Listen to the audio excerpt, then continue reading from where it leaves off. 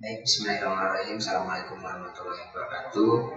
Selamat pagi, siang, sore, malam untuk kawan-kawan semua mahasiswa program studi teknik pendidikan angkatan 2022 yang mengambil mata kuliah belajar dan pembelajaran. Mohon maaf, video ini saya buat sebagai pengganti dari pertemuan kita Senin lalu yang kebetulan saya belum bisa masuk karena menyiapkan beberapa persiapan untuk kegiatan Filmapres. Jadi video ini sekaligus mengganti pertemuan kita Senin lalu yang saya belum bisa masuk pada saat itu. Nah, alhamdulillah kita sudah masuk ke materi yang bisa dikatakan hampir menjadi materi yang pokok dalam mata kuliah kita pada semester ini, yaitu mata kuliah belajar dan pembelajaran.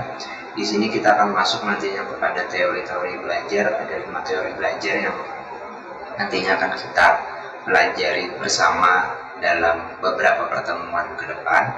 Namun materi-materi teori belajar tersebut sedikit berbeda dari semester lalu di mata kuliah pengantar pembelajaran. Kalau di pengantar pembelajaran kita menggunakan presentasi di kelas menggunakan PowerPoint. Sekarang kita mencoba merubah pola pembelajarannya. Kita menggunakan atau menerapkan project based learning di dalam kegiatan perkuliahan kita untuk topik teori belajar dalam 5 pertemuan yang akan datang. Nah, perlu kawan-kawan ketahui di Universitas Lambung Mangkurat, dosen-dosen sekarang itu diarahkan untuk menggunakan 2 model pembelajaran. Yang pertama adalah problem based learning dan yang kedua adalah project based learning. Harus diakui dengan menggunakan kedua model itu pembelajaran atau perkuliahannya menjadi lebih efektif, menjadi lebih bermakna ketimbang kita menggunakan model-model yang lebih konvensional. Nah, sebelum kita masuk ke rancangan project yang akan kita sama-sama kerjakan nanti, kita harus tahu dasarnya dulu terkait kalau kemarin kita sudah menjelaskan apa itu problem based learning, bagaimana sintaknya, bagaimana karakteristiknya, apa kelebihan dan kekurangannya, itu sudah kita pelajari.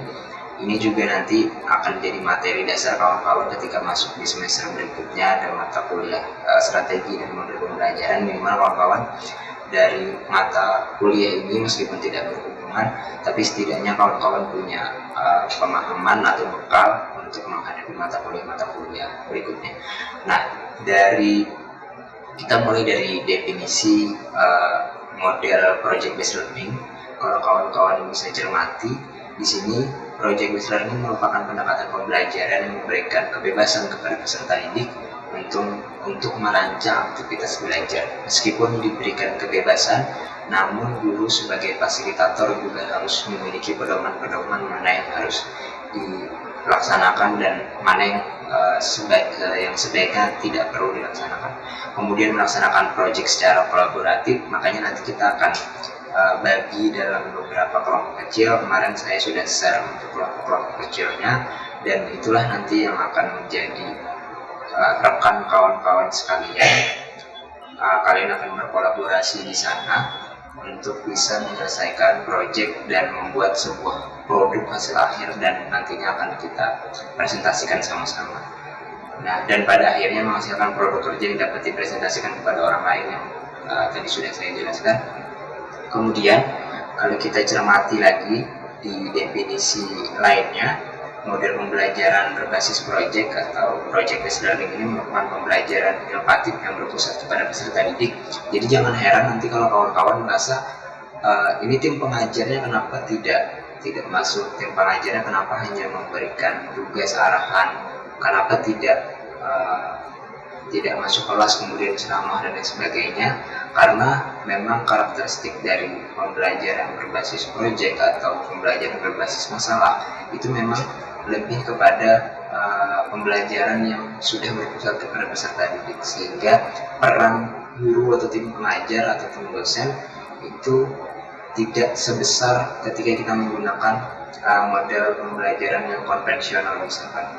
Dan menerapkan guru, dosen atau tim pengajar itu sebagai motivator dan fasilitator di mana peserta didik diberi peluang bekerja secara otonom mengkonstruksi belajarnya. Nah, kenapa kemudian kawan-kawan diminta untuk membuat project? Karena saya merasa kita berangkat dari pengalaman kita. Ketika kawan-kawan mempresentasikan sebuah materi, yang saya temukan adalah yang mempresentasikan materi pun tidak paham terkait materi yang ia sampaikan.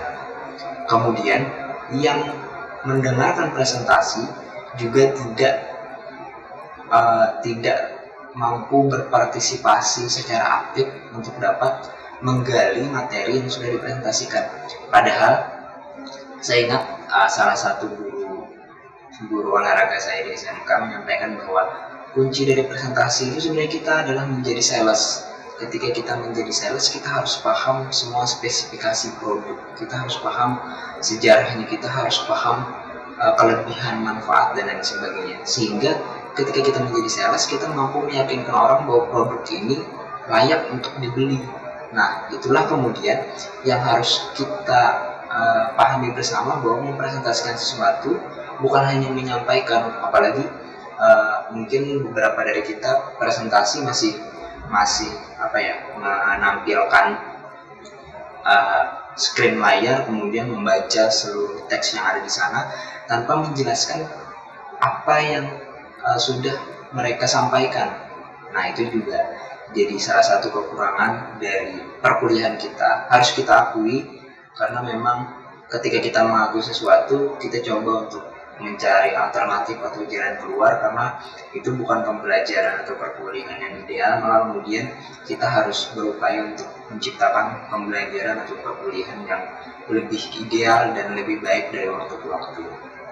Nah, itu terkait definisi singkat untuk project based learning. Kemudian kita akan masuk kepada langkah-langkah pembelajaran project based learning. Yang pertama, pertanyaan mendasar. Nah, penjelasan saya sebelumnya itu bisa kita jadikan sebagai sebuah pertanyaan mendasar. Kenapa kemudian mahasiswa ketika menggunakan atau melaksanakan presentasi di kelas menggunakan PowerPoint, yang menjelaskan tidak paham, yang dijelaskan juga tidak paham, atau paham sebagian, maka kemudian kita mencoba mencari alternatif selain presentasi, kira-kira apa? Karena saya yakin di mata kuliah lain pun banyak yang masih menggunakan presentasi, dan itu juga pastinya akan melelahkan kawan-kawan karena harus menyusun materi. Kemudian meskipun ada juga yang tidak ikut menyusun, misalkan seperti itu. Nah, ini pertanyaan mendasarnya. Kemudian sebagai seorang teknologi pendidikan, kita juga harus berpandangan kiranya media apa yang bisa digunakan selain presentasi, selain PowerPoint, media apa yang bisa disampaikan untuk menyampaikan informasi ke banyak orang. Semisal kita punya satu bab buku, ketika satu bab buku itu kita alihkan ke dalam file presentasi dalam bentuk PPT, kemudian kita presentasikan, mungkin bawaan kawan-kawan akan merasa bahwa ini materinya sudah cukup kompleks, banyak dan sebagainya. Tapi ketika kita menggunakan video animasi, maka kemudian hal tersebut seperti kita menonton dan digiring untuk berpusat pada medianya. Kenapa kemudian video animasi yang dipilih?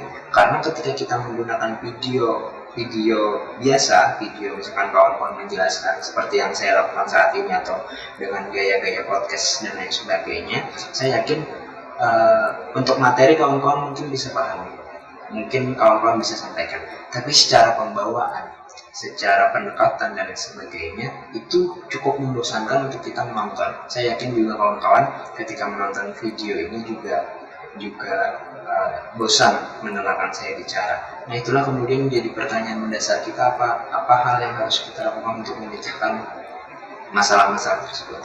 Yang kedua, tahapannya adalah menyusun rencana proyek. Nanti saya akan sampaikan rencana proyek kita dalam beberapa pertemuan ke depan, dan selanjutnya juga membuat jadwal, memonitor pelaksanaan pembelajaran, kemudian menguji dan memberikan penilaian atas proyek yang dibuat, dan yang terakhir evaluasi pembelajaran berbasis proyek. Ini karakteristiknya ada di sampingnya, silakan kawan-kawan baca sendiri.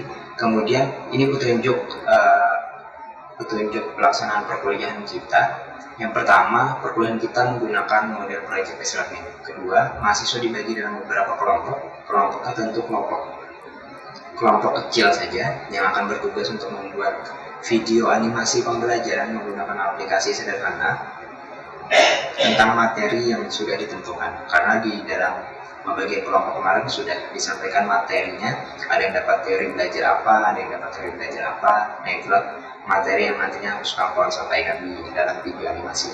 Kemudian video animasi dibuat menggunakan aplikasi apapun, bebas, dengan durasi maksimal 7 menit. Kemudian pelaksanaan perkuliahan mengikuti timeline yang sudah disusun. Jadi meskipun nanti kita tidak tatap muka di kelas karena kawan-kawan sebagian mungkin ada yang pulang kampung, tapi kita tetap harus mengikuti timeline yang sudah disusun. Kalau nanti sudah hampir mendekati Idul Fitri dan misalkan H-3 dan H+3, kita mungkin akan meliburkan diri dulu karena fokus untuk merayakan Idul Fitri bersama keluarga rekan-rekan di kampung. Kemudian pelaksanaannya kita menggunakan blender, jadi nanti bisa tatap muka, kemudian kita bisa juga daring baik sinkronus maupun asinkronus. Kemudian yang kelima, kelompok selalu berkoordinasi dengan tim pengajar dalam setiap tahapan. Nanti dari timeline itu terlihat aktivitas apa saja yang kawan-kawan lalui, dan kemudian dalam setiap tahapannya kawan-kawan diharapkan untuk selalu koordinasi, dan hal lainnya yang belum jelas silahkan tanyakan di WhatsApp. Nah, ini juga yang harus jadi perhatian. Dulu saya termasuk orang yang cukup heran kenapa dosen itu jarang membalas pesan, tapi setelah saya jadi ketua Hima, saya punya peran di Matepsi, saya banyak berinteraksi dengan banyak orang. Saya sekarang paham kenapa kemudian untuk membalas pesan pribadi itu cukup sulit, karena kadang pesannya tertumpuk karena saking banyaknya pesan. Lalu kemudian kawan-kawan harus maksimalkan WhatsApp grup saja, agar ketika saya membaca WhatsApp grupnya saya bisa respon di sana, dan mungkin pertanyaan yang sama juga bisa terjawab tanpa ditanyakan 2 kali. Jadi bagi yang ngechat saya atau ngechat dosen lain, silahkan nanti mungkin kalau ada grup WA-nya, lewat grup WA saja konfirmasi kehadiran, misalkan konfirmasi sakit, kemudian bertanya terkait tugas dan sebagainya, silahkan di WhatsApp grup saja. Oke, kemudian ini kelompoknya ada 4 kelompok yang dapat 5 orang dan 2 kelompok. Ada 4 kali 2, 8 kelompok yang dapat 5 orang, kemudian 2 kelompok 5 itu cuma dapat 4 orang. Tidak masalah kawan-kawan, jangan dianggap ini sebagai beban, karena saya yakin yang 4 orang ini juga punya keahlian lebih daripada kawan-kawan yang mungkin 5 orang tapi mungkin ada beberapa yang tidak terlalu aktif. Jadi saya yakin pembagiannya sudah cukup bijak lah seperti itu. Jadi tinggal kawan-kawan maksimalkan untuk saling bekerja sama dalam mensukseskan perkuliahan maupun proyek kita. Kemudian ini timeline pelaksanaannya. Untuk nomor 1 sampai nomor 4 itu kita mungkin sudah terlaksana ya kawan-kawan. Mulai dari menentukan pertanyaan dasar, menyusun rencana proyek. Rencana proyek ini bahkan disusun sejak awal semester ketika ada RPS, penyusunan RPS. Rencana proyeknya sudah kita susun bersama tim pengajar. Kemudian membuat jadwal pelaksanaan, membagi kelompok, ini sudah. Kemudian kawan-kawan harus mulai bergerak dari sekarang untuk brainstorming dan development ide. Jadi silakan nanti banyak diskusi, dan jangan lupa harus ada progres terus. Jadi nanti mau menggunakan aplikasi apa misalkan, kemudian teknik pengemasannya seperti apa, durasinya berapa, pembagian tugasnya nanti seperti apa, itu mungkin nanti juga bisa dimasukkan di desain produksi atau konsep. Nanti saya tampilkan contoh desain produksi atau proposal atau konsep yang dulu pernah saya buat, tapi itu untuk media pembelajaran berbasis komputer, video animasi. tapi setidaknya bisa ada memberikan gambaran bagi kawan-kawan. Kemudian nanti aktivitas ketujuh kita akan mempresentasikan prototipe produk atau mempresentasikan desain produksi yang sudah kawan-kawan buat, sehingga nanti sebelum diproduksi saya itu sudah tahu apakah langkah yang sudah kawan-kawan lakukan mulai dari brainstorming sampai membuat desain dan prototipe itu apakah sudah bekerja dengan maksimal atau belum. Nah, maka kemudian koordinasi ini menjadi penting. Ketika kawan-kawan sebelum merumuskan desain produksi, ketika sudah selesai brainstorming dan sudah mendapatkan development ide cerita, ayo kita konsultasi. Ketika itu sudah di ACC, berarti kawan-kawan bisa next ke selanjutnya. Ketika desain produksi dan konsep sudah dibuat, perencanaannya, maka kemudian kawan-kawan membuat atau mempresentasikan prototipe. Jadi setiap tahapan itu sebaiknya menunggu arahan untuk ini silakan dilanjutkan atau ini di ACC. Karena ketika kawan-kawan tidak berkoordinasi, misalkan dari nomor 1 sampai nomor 10 tidak berkoordinasi sama sekali dengan tim pengajar, maka saya yakin nanti pasti ada kesalahan di setiap di satu tahap aktivitas yang membuat itu proyeknya berjalan berantakan. Maka kemudian koordinasi menjadi penting. Dan sekali lagi koordinasinya cukup lewat WA grup saja. Kemudian proses produksinya cukup panjang, sekitar hampir 2 minggu ya, mulai tanggal 17 sampai tanggal 30. Kita itu kan bulan Idul Fitri kalau tidak salah tanggal 22 atau tanggal 23, tapi kita menunggu pemerintah. Tapi sekitar tanggal segitulah. Jadi nanti mungkin meskipun di kampung kawan-kawan masih bisa terus koordinasi terkait produksi videonya.